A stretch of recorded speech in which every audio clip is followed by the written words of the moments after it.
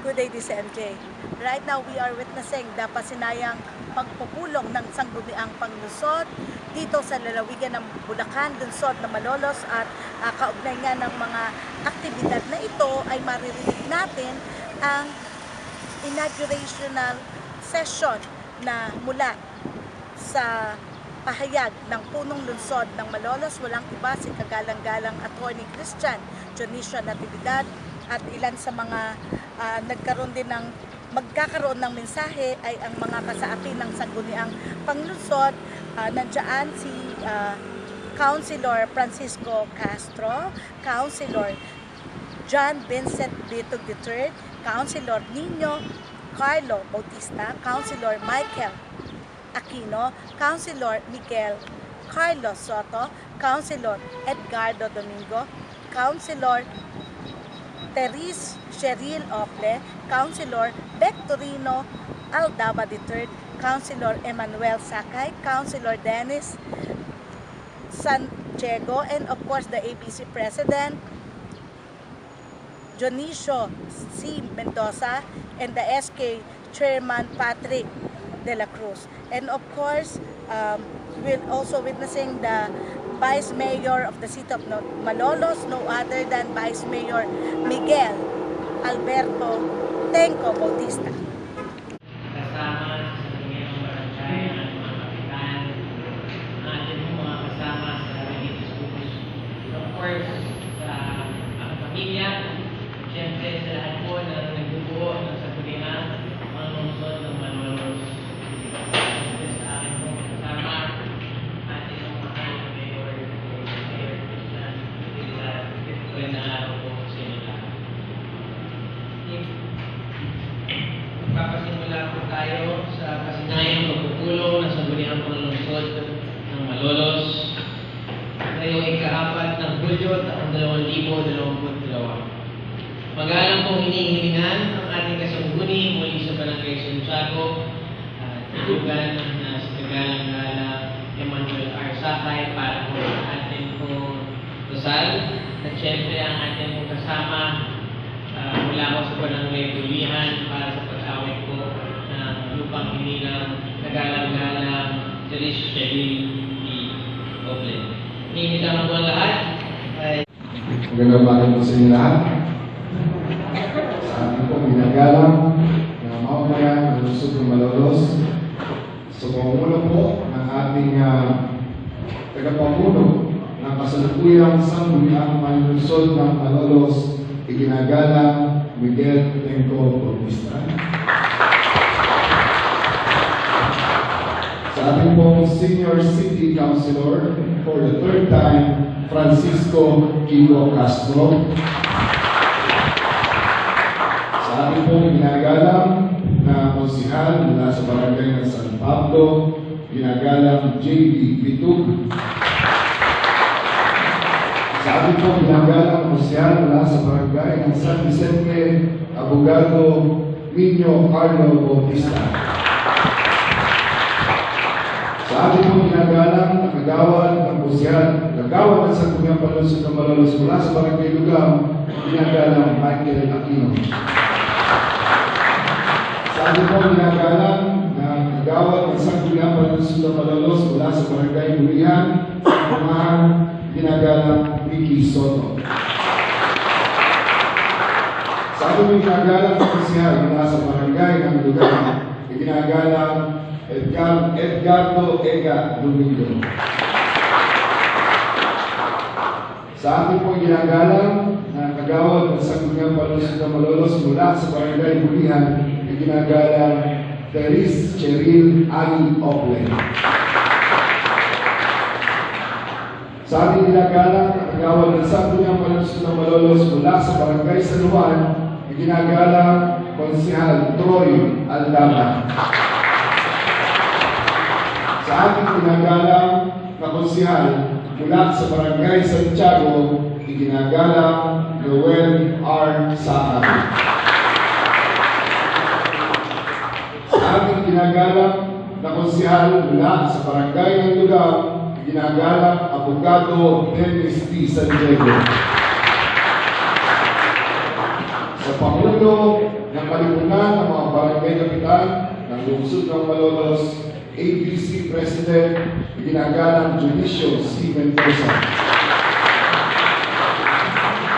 At sa ating ginagalang na Pangulo ng Sangguniang Kabataan ng buong lungsod ng Malolos, ginagalang SK Federation President Patrick de la Cruz. Sa ating po nanuluparang kalihim, sa ating po mga kasama sa bawat barangay, different sectors, sa ating dating provincial board member, Boy Nyag, sa aking mga kasama, pagpapalik po ang kalabuan ng aking mata, hindi ko na po kayo talaga makita. Kaya po, hindi ko siguro isa-isahin sa mga kasama natin sa religious sector, napagkita mo po kanina ni Vice Mayor, barangay volunteers, NGOs, civil societies, mga kaibigan, mga kasama, mga kababayan sa lungsod ng Malolos, isang magandang umaga po. Isinasaad po ng ating batas na sa tuwing magpapalimula matapos ang pagkakaroon ng malayang halalan sa bawat lokalidad ay magpapahayag ang punong ehekutibo sa harapan ng ating sanggunian para po sa mga tagubilin at mga gawaing legislatura na magpapatibay at magbibigay ng direksyon kung saan pupunta ang ating kasalukuyang pamumuno at administrasyon. Ito po ang ginagawa natin sa kasalukuyan, ang ating pasinayang pagpupulong ng ating Sangguniang Panlungsod ng Malolos. Sa ating mga ginagalang ng mga kasama, buong pakumbaba ko pong inihayag sa inyo ang ating mga pakarapin sa susunod, sa daang araw, sa susunod na 3 taon, at sa susunod ng mga panahon para sa ating medium and long-term plans, God willing, ay magawa po natin lahat ito. Simulan ko na po ang aking ginagawang speech para sa inyo. Labo naman ako. Paano kaya nababasa ito? Meron sa kabila. Labo na. Labo. Hindi ko talagang nababasa. So, I will just try. Hindi ko natin maikagay na konti. Sa side. Hindi ko kaya mo sa side. Pwede ba mga kailangan na ako naman dyan? Pwede ba ito? Ano ba ito? Ano ako professor yan? Kasi siya ako yan. Pwede ba natin gamit na lang? Hindi ko pa nabasa. Hindi na lang ako. Okay, just for a start, thank you very much po. Ano lang nasabihin, thank you. Kasi hindi nyo ay Sir JP sa mga po kay Paulinwan. Kailangan nga yata ang tumulog sa ating city head office para sa pagpupagos sa aking muna. Just for a start, Malolos is the capital city of the province of Bulacan.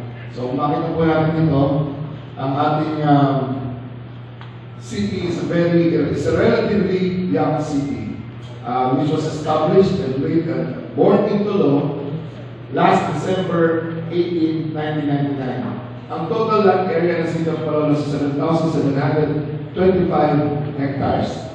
Yan po ang kukuha natin kalupaan. With a population of 261,181 population based on 2020 census.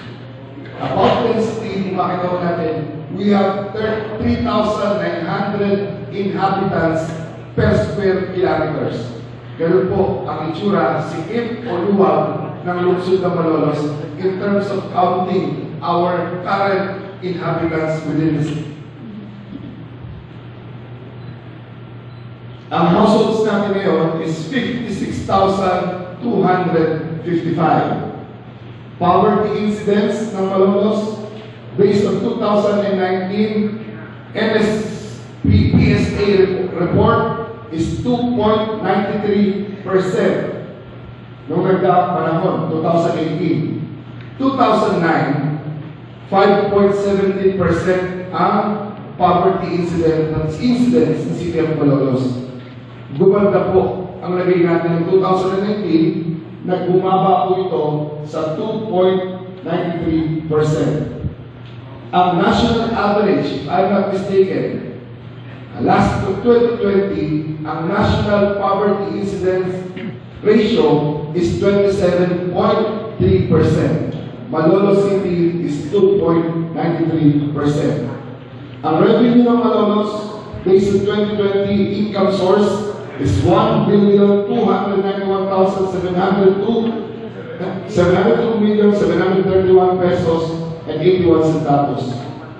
Ang total assets ng City of Malolos based on 2020 accounting, 1,966,797,450.42.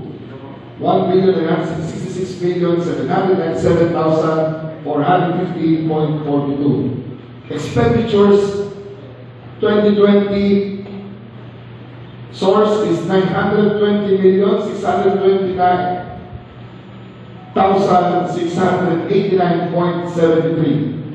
Liabilities 902,655,000.002.21 noong 2020. So why I'm telling you this? Because we cannot plan if we do not know ourselves.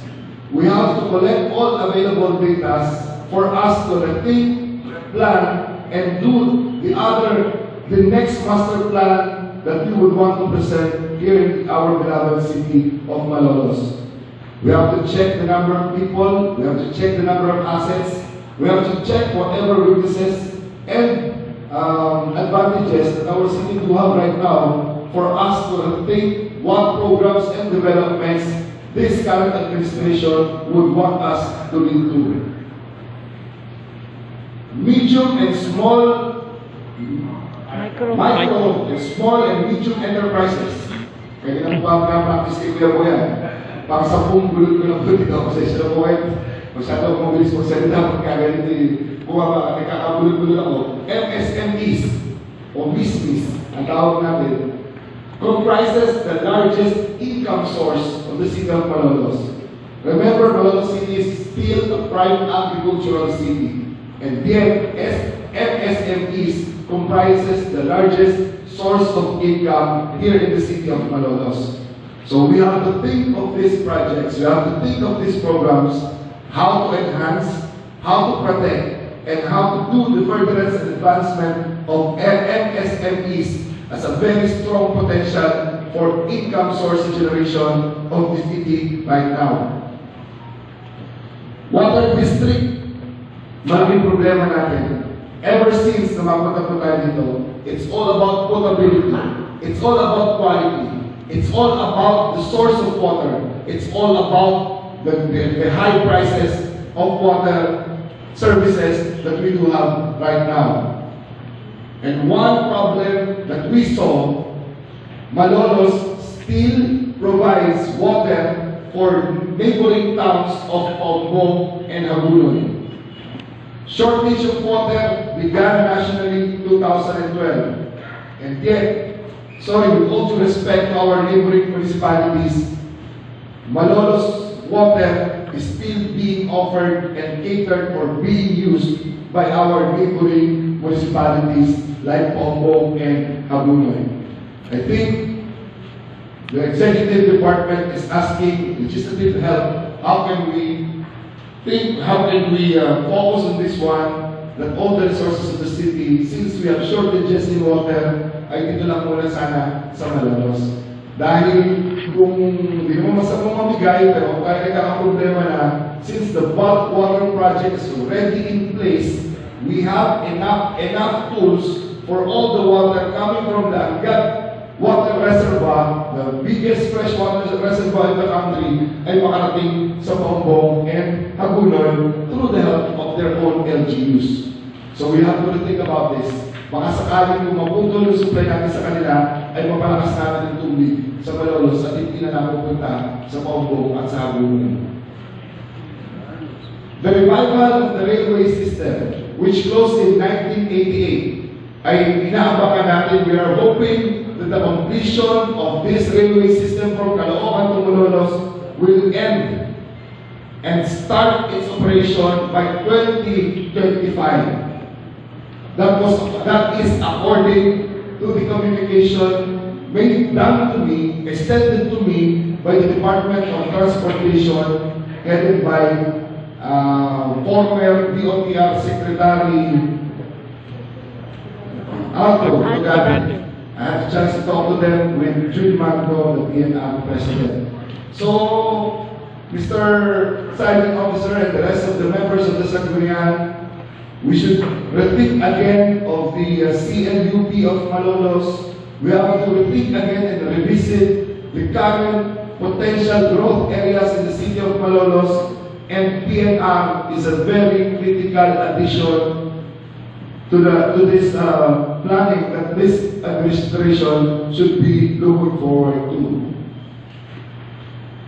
Malolos is the banking capital of the province, with 46 banking institutions all over the city of Malolos. So you can just look at this as a very big potential that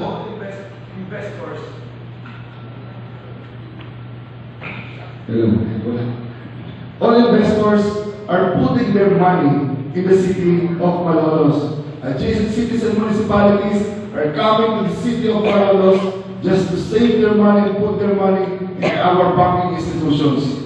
A good sign that there are new developments in our city, investments-wise, capital-wise by the national government, and infrastructure-wise, same by the national government. Lahat ng ito po ay nagkakaroon ng unti-unting pagbagsak dito sa city of Malolos. Ano ang kasunod nito? It's just right and proper to protect this money, to protect these investors, to protect the projects that they are going to be conducted by the national government and by private investors here in the city of Malolos. Peace and order is very critical and significant to maintain economic prosperity in the city of Malolos.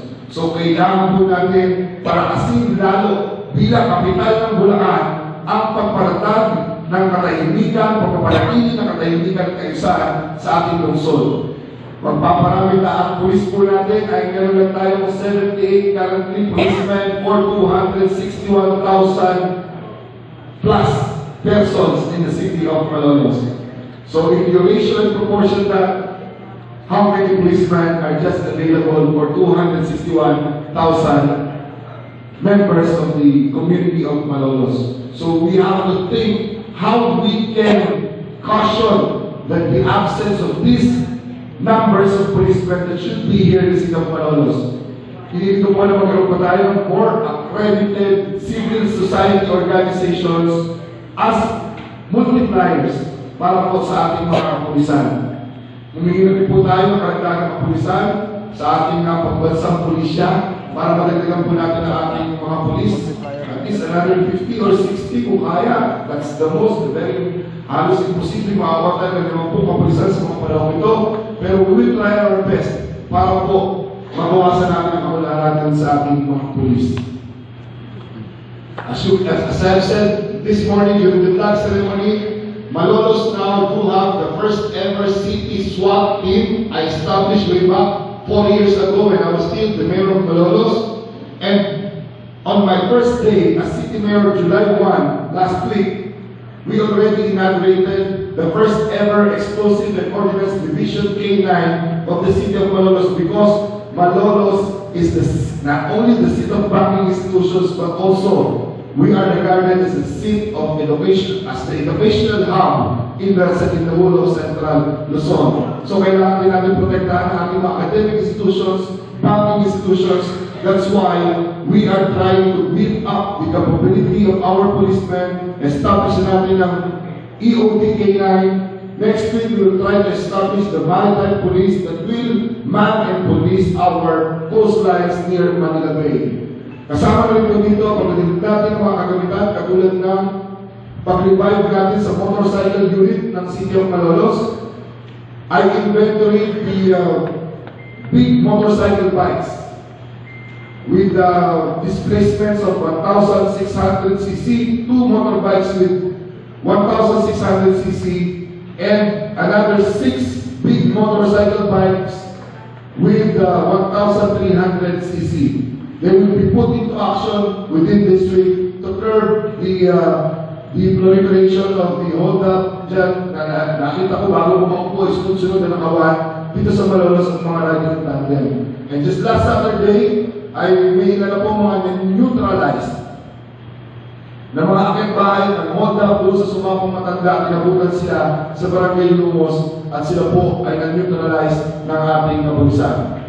Ang pagbabalik ng droga sa Malolos is very prevalent. We all walk through every streets of Malolos City, every houses, and so many people are whispering me about the comeback of the drug problem in the city of Malolos. Last Friday, July 1, July 2, Saturday, our city policemen already arrested several high-value targets that are doing these illegal drug businesses that are shaking the very foundation of our city, the minds of our young people here in the city of Malolos, and we will do our best to again reimpose the authority of the city government of Malolos against all these illegal personalities na umiikot-ikot dati sa lungsod ng Malolos. We must remember that Malolos once upon a time was regarded as the model city for peace and order, 2015 and 2016 for Oplan ng Bansiba. Malolos City 2018 do have a crime solution rate, one of the highest, 97.71% crime solution rate. And Malolos City was adjudged several times as the most outstanding city police station in the whole of the Philippines, most outstanding head of the chief of police of our station, police station, and the most outstanding city mayor of Malolos at that time in terms of peace and order. We were regarded and awarded several times during our tenure noong mga panahon ng Talpo. And we will do it again. We will come back stronger. We will do it more efficiently na para po maprotektahan natin ang ekonomiya ng ating lungsod, mapangalagaan ng mga kabataan, ng ating mamamayang malulenyo, nang naroon at andyan ang kapulisan na bibigay ng tibay ng dibdib sa mga taong naglalakad sa lungsod ng Malolos. Establishment of Farm Center of Malolos, agriculture. Malolos is still, as I've said, still regarded not an industrial city, not a commercial city, but Malolos is still a prime agricultural city. 2000. We just heard of the speech of Vice Mayor Miguel Alberto Tenco Bautista that sama-sama nating kamtin ang langit dito sa lupa. This is MJ Albina Balaguer of DZMJ Online, makabuluhang journalismo, your happiness channel.